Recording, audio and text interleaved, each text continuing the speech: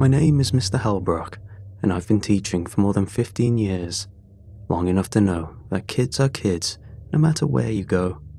Noisy, rowdy, and inventive in ways that adults forget how to be. But last fall, I moved north to a smaller district. I found myself in charge of a class where the children weren't like any I'd taught before. They weren't bad by any stretch, just different, wary perhaps. They could scream their lungs out over dodgeball one minute, then fall into eerie silence the next. It was during one of those silences that I noticed their game. At first, I thought it was just a variation on tag or some regional playground chant like Duck Duck Goose. They formed a loose circle, walking slowly around a chosen child, and began chanting. It wasn't a rhyme I recognized, just a cadence of names. All the while, the one in the middle baited, teased, tricked the others into speaking their own name, and whoever slipped became it. That much I could follow. The rules weren't the strange part. What unsettled me was how serious they treated it. The game always began the same way, voices hushed, steps measured, a kind of nervous reverence. The playground could be roaring with sounds, and still, when that circle formed, the noise dimmed as if some unspoken boundary had dropped around them. And whoever was chosen as it never looked like they were playing. They didn't laugh or roll their eyes or chase after friends. They slumped, shoulders heavy, eyes downcast. More than once, I saw tears. I told myself it was just part of the act, a way of making the role less desirable. Kids invent these things, loser rules, penalties, all to add stakes. Still, it left a sour taste in my mouth. Sometimes they tried it on me. "Come on, what's your first name, Mr. Helbrook?" They'd sing-song, grinning as though they might trick me. "Just your first name, just once." But I'd been around long enough to keep that line firm. Teachers who gave away too much too quickly always regretted it. So I'd smile, shake my head, and repeat the rule I'd carried my whole career. "I'm Mr. Helbrook to you, nothing more." The attempts never went anywhere. They'd shrug, laugh it off, and return to their circle, whispering among themselves. I might have ignored it altogether if it weren't for what happened that Tuesday. It had been a difficult week already. Grey skies, restless kids, and too much pent-up energy. During recess, I spotted them forming the circle again. This time, the child in the center was Noah, a boy I knew well. He'd been having trouble at home, frequent absences, a father in and out of the picture, a mother working 2 jobs to keep the lights on. I'd spent extra time with him in class, coaxing him into reading out loud, praising every small victory. And now, here he was. It. The other kids circled him, voices low and insistent. Noah's head hung, his hands knotted into fists. He wasn't just sulking. I could see it in his face, the pale tightness around his mouth, the tremor in his shoulders. He looked hollow, like someone had scooped out his insides and left him with nothing but fear. My gut clenched. I'd seen plenty of kids pout over losing games, but this wasn't pouting. It was despair. And when I took a step closer, I swore I saw his lips moving, whispering something under his breath. Not to the others or to himself, to something else. It all looked too much. When the bell rang, I caught Noah before he could slip back into the tide of students. He dragged his feet, shoulders slumped, trying to avoid my eye. "Walk with me," I said, steering him toward the bench by the fence. He sat reluctantly, clutching the straps of his backpack like a shield. "You seemed upset out there," I began gently. "The game, it didn't look fun to you." Noah hunched further, eyes fixed on the gravel. "It's just a game." "Doesn't have to be," I said. "If the other kids are giving you trouble, I can step in. No one should have to make you feel like that. That got a flicker. His eyes darted up, then away again. You don't understand. Then help me. I can't fix what I don't know. Silence stretched between us. I waited. Years in classrooms had taught me patience, but also the look of a kid holding back something important. Finally, he shook his head. It's not trouble. It's the rules. What rules? He pressed his lips tighter. When I leaned forward, he whispered, almost inaudible, We can't tell. If we tell, you join the game. I frowned. You can tell me. I won't let the others know. No answer. He hunched lower, curling into himself. His face looked older than 10 years should, drawn and wary. It was like I was talking to someone who'd already seen too much. I tried another angle. Noah, you're a smart kid. You know games are supposed to be fun, but when you play this one, you look like you're carrying the world on your back. That's not fun. That's... I stopped myself before saying something wrong. That's heavy, and I don't like seeing you sad. He shook his head again. You can't help. Something in his tone hit me harder than I expected, a resignation no child should carry. For the rest of the morning, I couldn't shake it. I kept glancing at him while teaching fractions, watching his pencil move half-heartedly across the page. His eyes clouded with something I couldn't name. At lunch, I tried again, this time with a whole class. I leaned against the edge of my desk while they opened lunchboxes and chatted. So, I said casually, that game you all like to play, the name one, what's it about? Silence spread across the classroom like ink in water. Conversations died mid-sentence. Even the kids who were usually loudest stared down at their food. It's just a game, one muttered. Looks a little more serious than that. No one answered. I scanned their faces. Tense. Every one of them avoiding my eyes. Then a girl at the back, brave or careless, spoke without looking up. If you don't pass it on, it stays. The room went rigid. A few kids hissed at her, shushing. She stuffed a cracker into her mouth and refused to say more. I raised my eyebrows, trying to make light of it. Pass what on? The silence was total. I let it drop, not wanting to spook them further, but the words echoed in my mind all afternoon. If you don't pass it on, it stays. I found myself glancing at Noah again and again. His face was pale, drawn, his movements sluggish. It wasn't the look of a kid being teased. It was a look of someone bearing something he couldn't put down. By the final bell, my decision was made. I'd never joined their games before, never blurred the line between Mr. Halbrook and the children. But seeing Noah like that, knowing he carried something he believed he couldn't share, it gnawed at me. If joining their game gave me an angle to help these kids, it was worth loosening up a bit. So the next day, at recess, when the circle formed and the chanting began, I stepped closer. Noah's eyes widened when I knelt beside him. Tell you what, I said softly, how about I play this time?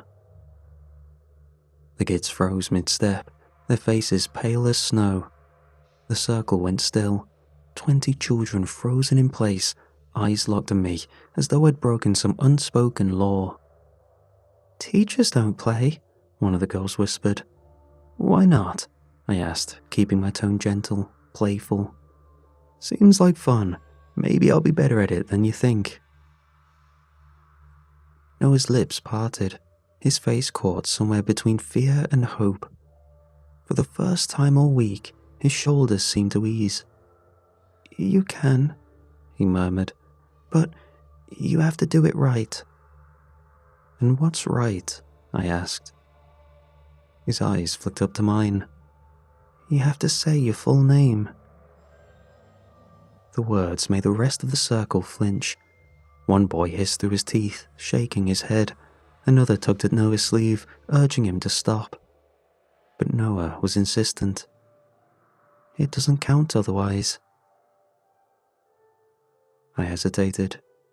15 years in classroom had taught me the power of boundaries. My first name was one of them. I'd never given it, not even when begged or teased. It was a line between me and them, not to keep distance, but to keep authority. I was Mr. Halbrook, always. And yet, Noah was smiling now, faintly, the first real smile I'd seen from him in weeks. A fragile thing, but real. What harm could a name do? "All right," I said, lowering my voice so he could hear. "Just this once." I leaned in, whispered it, my full name. John Halbrook. The change was instant. The circle, which had been stiff and uncertain, erupted in motion. The children's voices rose in a sudden chant, names spilling into rhythm.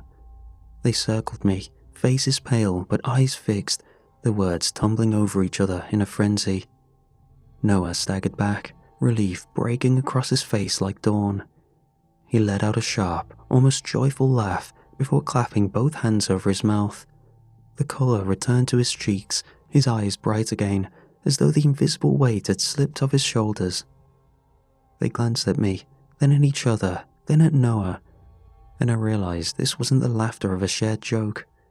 This was the laughter of release. I'd taken something from him, something he was glad to lose. By the time the bell rang, the game was over. The children scattered, shoving lunchboxes into backpacks, dashing toward the cafeteria. Their chatter returned, loud and unbothered, as though the past half hour had never happened. All except Noah. He lingered, grinning sheepishly as he adjusted his straps. "Thanks, Mr. Halbrook," he whispered, then darted off after the others. For the rest of the afternoon, I rode that warmth. He was lighter, brighter. He raised his hand twice during reading group and even volunteered to help collect papers. Seeing him unburdened made the unease worth it. Maybe the game really was just a strange playground ritual, and stepping into it had given him the break he needed. Maybe. That night, the doubts began. I was grading essays in the quiet of my apartment when I heard it first. Faint, indistinct. My pen paused mid-mark. Halbrook. I froze, listening. John Halbrook. It came from the kitchen. No, not from. Through. The way a draft moved through walls, whispered as though someone leaned close behind my ear, but with no breath, no body. I stood, heart pounding, checking every room. Nothing. Locked windows, bolted door, silence. Back at the desk, the papers were scattered, deliberately rearranged. My name was written across them in faint, uneven strokes, lettered again and again by invisible hands. I gathered them quickly and shoved them into a drawer, sat in the dark, pulse hammering.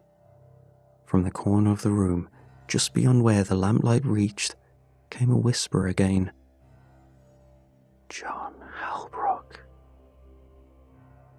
I didn't sleep that night.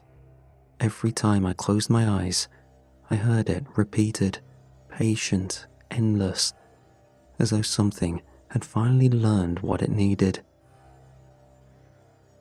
The whispers didn't stop. Never loud, just present, slipping through the cracks of my apartment at night, curling under the hum of the refrigerator, murmuring from the dark corners of the bedroom. Always my full name, patient, relentless. It wasn't violent, but it made everything feel wrong. At school, it followed me. interrupting my teachings on a semi-regular basis. The kids knew. When I stumbled through roll call, distracted, they exchanged looks. Whispers darted between them like sparks. "He's it now. The collector's on him." The relief in Noah's face got deeper than any accusation. He smiled in a way I'd never seen him smile before. Full and unburdened. He was light as air. That was when I understood. The game wasn't cruel. It wasn't bullying. It was survival. A ritual not to entertain, but to pass on the weight before it hollowed them out. And now, it was mine. By the third day, the headaches began. They weren't normal, just a constant pressure on the back of my skull, like someone pressing a hand there and never letting go. Sleep came in fragments, half an hour at a time, before the whispers snapped me awake. In the classroom, I caught myself muttering, not whole sentences, not lessons, just my own name, over and over, lips moving soundlessly until I realized what I was doing. And every time I slipped, the room seemed to darken a fraction, as if something had leaned closer to hear. The children noticed before I admitted it to myself. At first, they were delighted. I stumbled over math drills, forgot spelling lists, let the schedule drift. My faltering control meant longer recesses, free periods, games spilling into lessons. The laughter rang down the halls, unburdened and wild.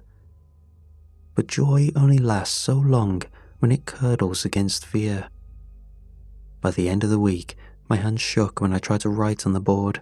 My eyes burned, heavy with exhaustion, black crescents blooming beneath them.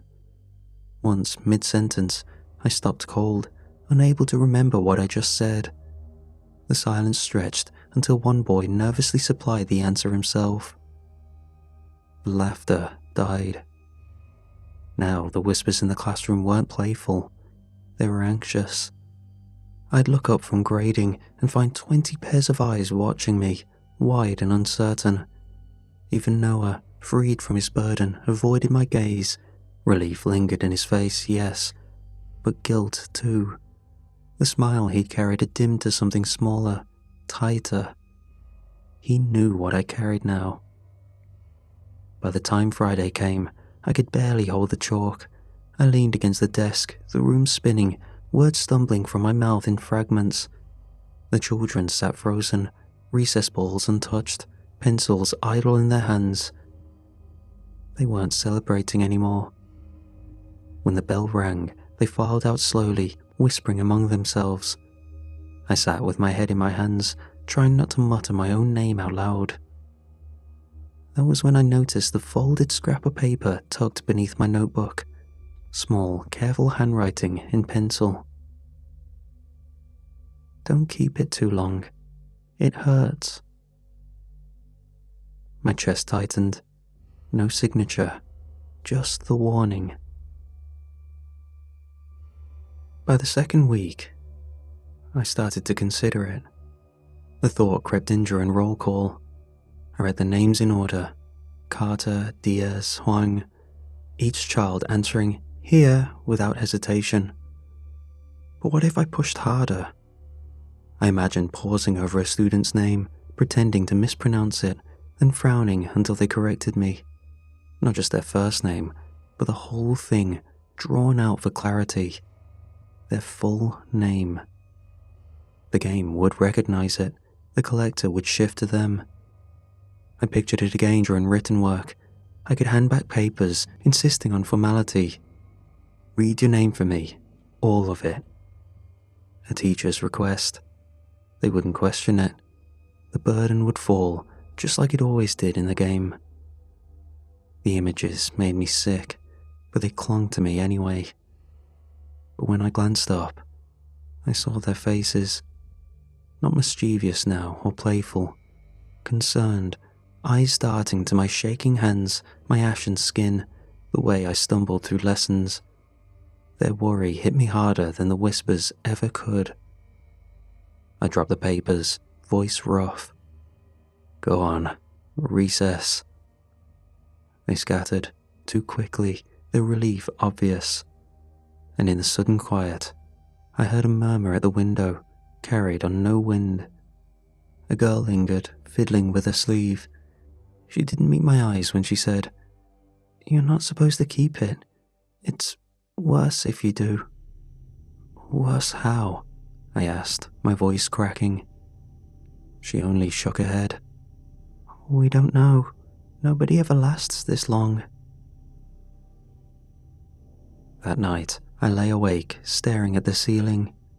The whispers filled every shadow, pressing against my ears, my throat, the corners of the room. For the first time, I thought of outsiders. Another teacher, a clerk at the grocery store, my sister if I called her. Anyone, someone who could take it, someone who wouldn't know how it worked. But the thought collapsed in on itself almost as soon as it formed. They didn't know the rules. They wouldn't understand the game, wouldn't know how to pass it on. What if they kept it forever? What if they broke under it? And worse, they'd know who had given it to them. I pressed my palms into my eyes until I saw sparks. My own whispering lips brushed the silence. My name, again and again, unbidden. From the corner of the room, the collector stirred. I couldn't see it, not directly, but I felt it, leaning closer, listening. I clenched my jaw against the truth. The longer I held it, the more I knew. I was treading into a place no child had survived. It didn't take weeks for things to get worse, just days. The headaches deepened into nausea, my hands trembling so badly I had to steady the chalk with both. The kids stopped laughing at my mistakes, their eyes followed me now with a kind of fearful pity. And then, I began to see it. At first, only in the corners of my vision, something pale and bent, watching from the far end of the hall. Each time I turned, it was gone. A trick of exhaustion, I told myself, nerves frayed too thin. But by Thursday, it no longer waited in the periphery. In the middle of a spelling exercise, I glanced at the back of the classroom and froze. It was standing between the last row of desks. Too tall, its shoulders brushing the ceiling, a body too thin for its height, limbs bent at angles that suggested too many joints. Where a face should have been was only a hollow, black and glistening, as if something had hollowed it out from within. The worst part wasn't the sight. The worst part was that the children didn't react. Their pencils scratched quietly on the page, as if nothing loomed above them, as if I was the only one who could see it. My throat closed. A sound tried to climb out. My name whispered against my will, but I bit down so hard my teeth rattled. The figure tilted its head, the void where its face should have been rippling, stretching. I staggered against the desk. "Mr. Hellbrook?" one of the girls asked, voice tiny. The room had gone silent. 20 pencils stilled mid-word. 20 faces turned toward me, wide-eyed and afraid. And in that silence, I thought, better me than them. Because if I can pass it on, if one of these children slipped and saw what I had just seen, it would carve them hollow. It would break them. I couldn't do that, not to them. My vision blurred, the classroom tilted. For one awful moment, I thought I might crumple to the floor in front of them, let it take me then and there. But the whispering faded, just enough for me to steady myself. I clutched the edge of the desk until my knuckles whitened. The children didn't move. They knew what was happening, and they knew I hadn't passed it on. No one spoke as I gathered the chalk again, my hand shaking so hard the word I wrote was illegible. And then, in the middle of the next sentence, everything went black. Just for a breath, a blink, but long enough that when I opened my eyes, 20 children were staring at me in perfect silence. They knew. I was breaking. The classroom emptied in a rush of coats and backpacks, the chatter fading down the hall. I stayed at my desk, staring at the blank board, the chalk still trembling in my hand. My body felt like wet paper, thin, tearing under its own weight. I almost didn't notice her. A quiet girl, small for her age, stood by the doorway, twisting the strap of her bag. When I looked up, she met my eyes with a steadiness that startled me.